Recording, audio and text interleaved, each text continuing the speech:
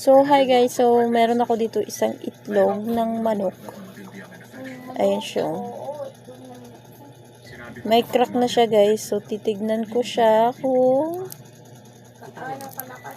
pwede na siyang ma-hatch.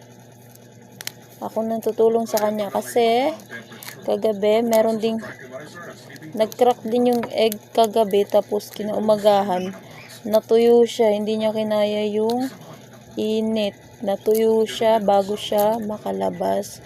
So ang nangyari sa kanya guys is na tuluyan na stuck siya sa loob ng egg. Ayun na siya guys. So tingnan niyo, isn't it amazing?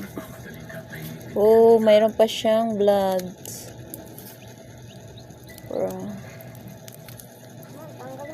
Ano siya guys, parang talisay.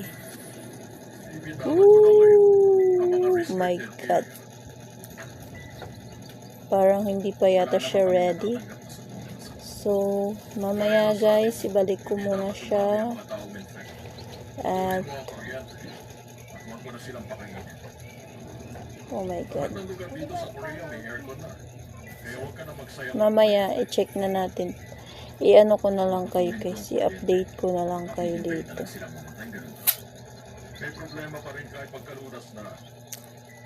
Baling maging mabait dahil lang sa nangyari ang pag-inom ng dugo nung infected sila. Parang napaka-hurt nito. Nagmamaling sa lasan. Ayos lang na makumaling. Sinasabi